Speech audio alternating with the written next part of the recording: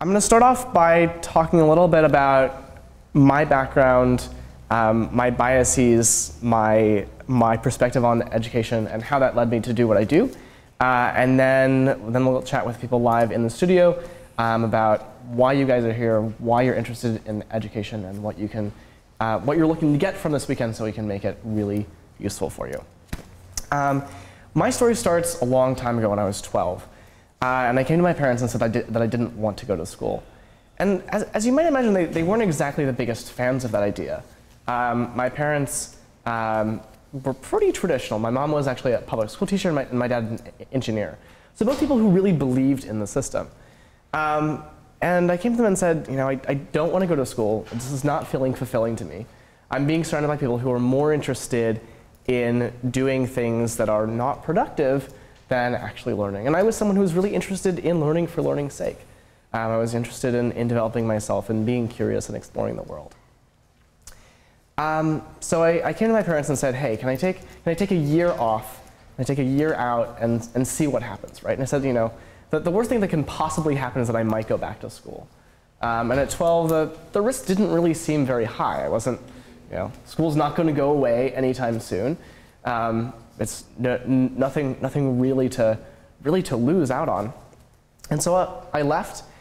And at first I thought that leaving school would be an alternative. But I really found that being outside of school was actually way more engaging and fulfilling and meaningful than being in the classroom had ever been.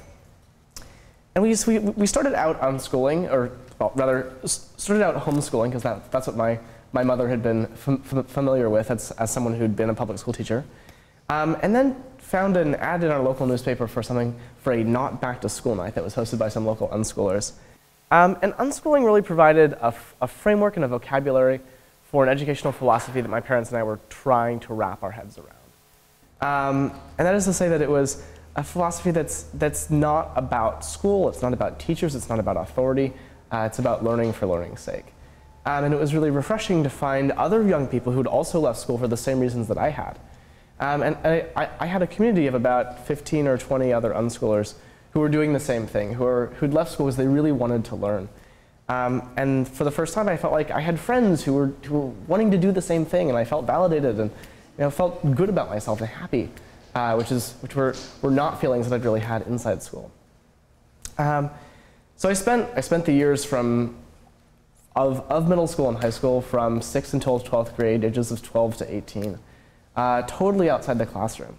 And I was able to do things that I never would have been able to had I been in the classroom. I found mentors and built businesses and did internships, and really was able to engage with my education for the first time. I did things like I lived in France for half a year, I helped at a library in my hometown, I did things that were really, really meaningful. Yet the interesting thing is that I still decided to go to college because that's what my parents had done and my peers were doing and what society expects you to do if you want to be successful in life. And so I went off to this small private school in Arkansas called Hendrix, and I'll elaborate more about that decision later in the day. But I found that the same reasons that I had left school when I was 12 were still true, whatever that was, 6 years later. For the most part, people were there not because they really wanted to learn, but because their counselors had told them to go, or because their parents had told them to go, and there was really not that much different than 6 years before. I spent my fall semester trying to improve things, trying to make the best of the situation, and realized after 6 months that it really wasn't getting any better. I wasn't getting any happier. And that it really didn't make sense to try and fix it anymore, and that I would have to do something if I was going to maintain my happiness and health. And so that was 2 years ago, and I left college at the beginning of March of 2 years ago. Not really with much of a plan. In January of 2011, I'd started writing publicly about my frustrations with college at uncollege.org, and started thinking about what it meant to learn outside school, and started wondering why, if I'd not gone to middle school or high school, should I need to go to college, right? There's no reason that I shouldn't be able to do the exact same thing and direct my own education as I had throughout middle school and high school for higher ed. So I started writing publicly about that, emailed some people to ask their opinions. I gained a bunch of press attention. Somewhere along the way, I told someone I was writing a book. And the rest is sort of history. And in the last 2 years, I've had the chance to really think a lot about what it means to learn, both for myself and what I did as an unschooler. Because prior to this, I'd never really thought about it, right? I did it, but I never thought about how I did or what I did. And so much of the time people say, well, this only worked for you because you're naturally gifted and it's all innate.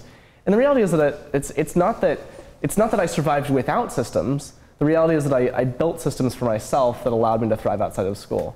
But I'd never taken the chance to go back and think about what those were or how I built them. And then I also had the chance with the book to interview about 40 or so people who've gone on to do interesting things with their lives without relying on formal education. So some went and became architects or doctors or lawyers or entrepreneurs or artists or DJs. But the common thread is that what they do professionally, they did not learn in the classroom.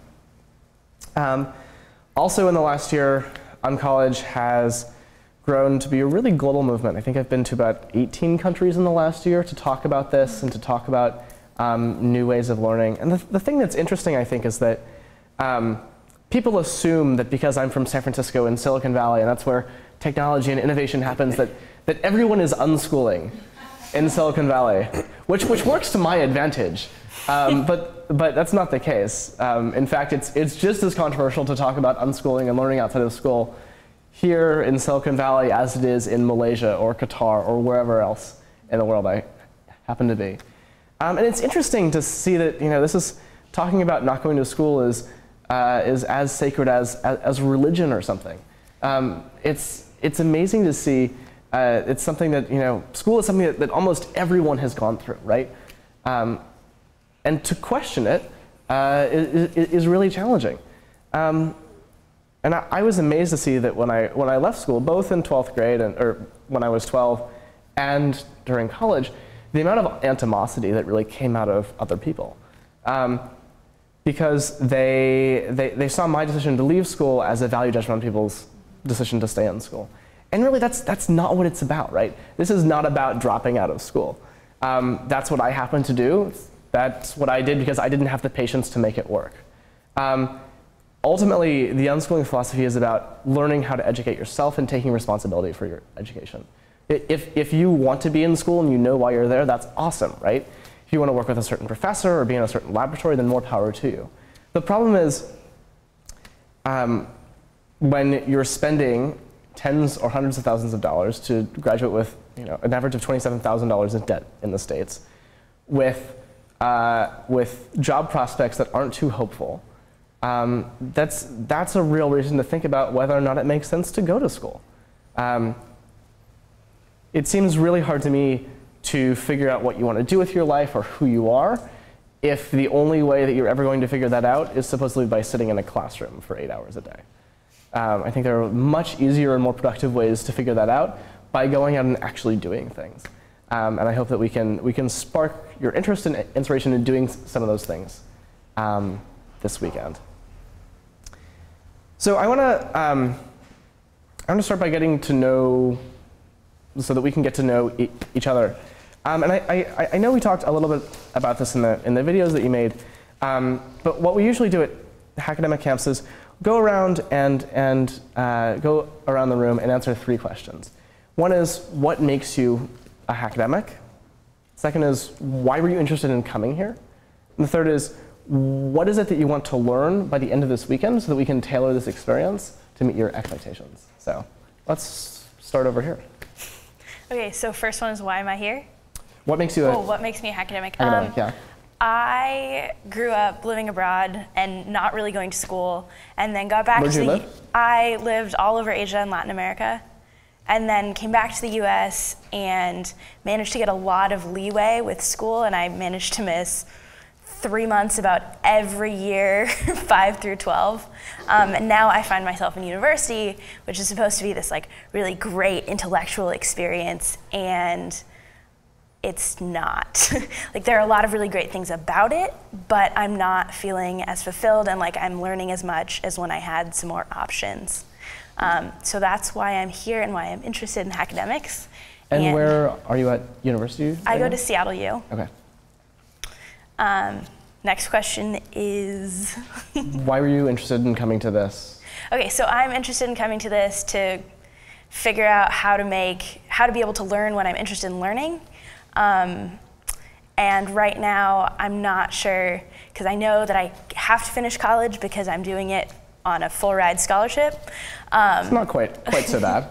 No, it's great, but how I can figure out how to do what I want to do within that context and then outside of that context as well. And third question? Yeah, and then like what are the things that you want to learn this weekend? Okay, I am interested in learning how to be able to learn what I want to learn, whether it's inside of the higher education structure or outside that structure. Awesome. Ashley? After I graduated high school, I went down to Los Angeles for 2 years and took an internship. And during that, all of my friends had gone to college, and I decided to do something different. And it taught me so much. I got to travel around the country and like do speaking tours and everything. What was the It was internship? Falling Whistles. It's a campaign for peace in Congo. Yeah, so I met people who just had like tons of creative energy and were just like doing what they wanted to do regardless of like what people were telling them. And I really like meshed with that mindset. And then I went back to school because I know if I stayed there I would just never go, and it was always something that was important to me. And then I got back into the classroom, and I'm just so now I'm just so tired and bored of sitting there and like hearing these things that I know I could learn faster and easier and get and be more like in tune with what's going on if I was back in LA or if I was back at an internship. And it's just really frustrating for me to see a lot of my friends graduate with no experience, but they have their degree and they can't take internships and they can't go do what they want to do because they have to go pay their student loans. Mm-hmm. And so they move back home and they get a job like back at home when they don't want to be there, and I just don't want that to happen to me or to any of my friends. So that's kind of why I'm here, is to create those plans and see. I really want to see if I'm on the fence right now about whether I want to stay in school. I only have 2 quarters left, but it's just sucking my soul away. So I'm really trying to see like if I can tailor something that will be better for me in the future. And where is school right now? Western Washington University in Bellingham. Okay, sweet. Ryan? Why am I academic?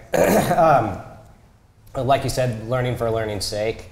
I really relate to that, and I think kind of different from everybody else here. I have a college degree, and I loved the college experience. But I graduated from college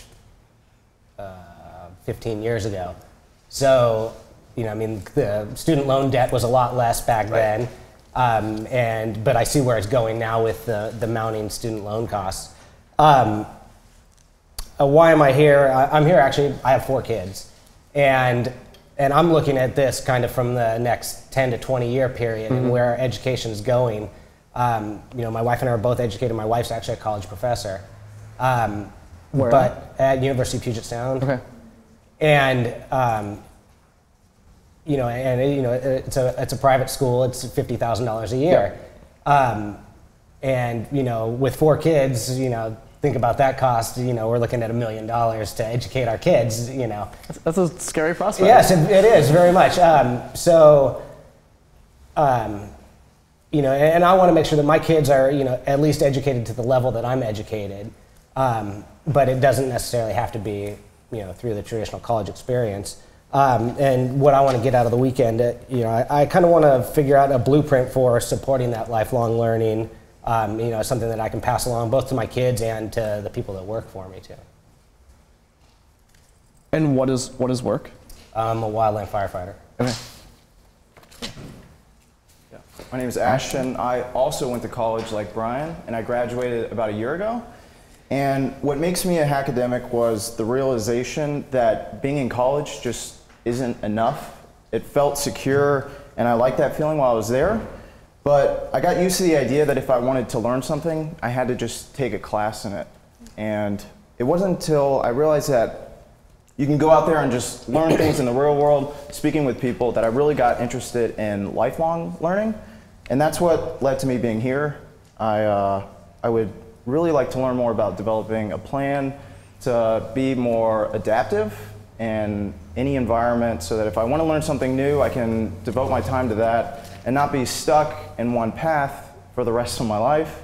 And I like the idea that we'll be discussing working with mentors and reaching out to people in the industry, because when I tell people that I'm learning on my own, they just say, so you're just reading a book? And it's really way much more than that. And to really learn something, you have to go out and speak with people and collaborate, and that's what I'd like to learn more about here. Awesome. Yeah, similar to Ashton. Like I've done some university, University of Victoria, Capilano University as well in Vancouver and the island. And I just found that, yeah, it was like taking a course for something and having to sit there for a specific amount of time with people that aren't necessarily there for the right reasons.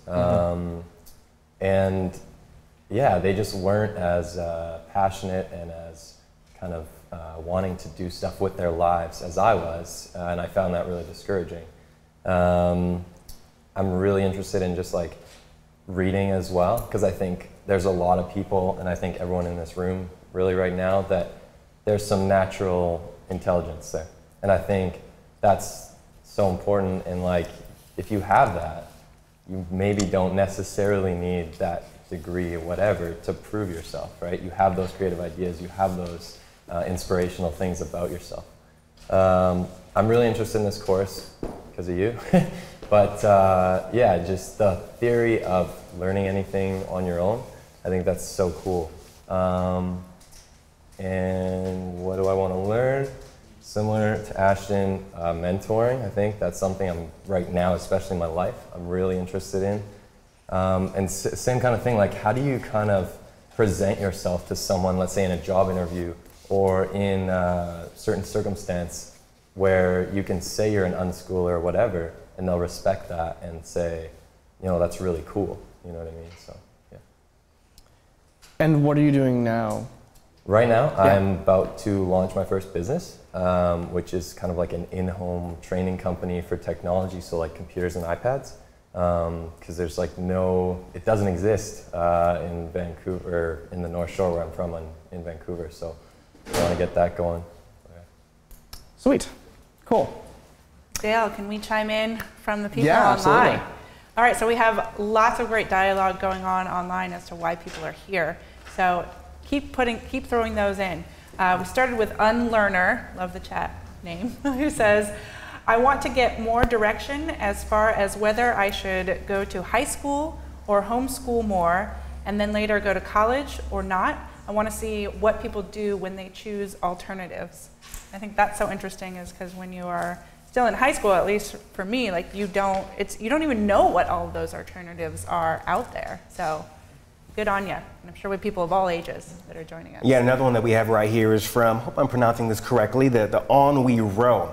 This person has a master's degree from an Ivy League university and still wants to keep on learning for her whole life just to improve who he or she is. I like Relax Now. Relax Now is a college professor, and he wants to make the college experience more like academia. I don't know if you've trademarked that yet. If you haven't, you should get that, Dale, during a break. And also, Sam Cox is retired. I'm curious if you found this before. Sam Cox is retired and interested in pursuing new interests, and he finds that academia is a way that he can go about doing that. Well, and what I love earlier, again, it gave Sam a shout out earlier, but what's so cool about what you're teaching here is a lot of how it connects to what we're doing here at CreativeLIVE. And so meta upon meta upon meta. Yeah, exactly, very meta. So let's read out a few more. El Ricci says, I'm a hackademic because I just retired and I had always planned to return to school for the liberal arts that I skipped in preparation for my professional career. Online courses might be a better approach for me, especially since we are thinking of living abroad, skipping from continent to continent for the next decade, which is, again, part of the learning as well, is just being able to travel and do that. Very cool. Yeah, and Fly a Kite says, I'm a hackademic because I want to live with passion. Nice. Passion in every step of life. I believe lifelong learning is incredibly exciting.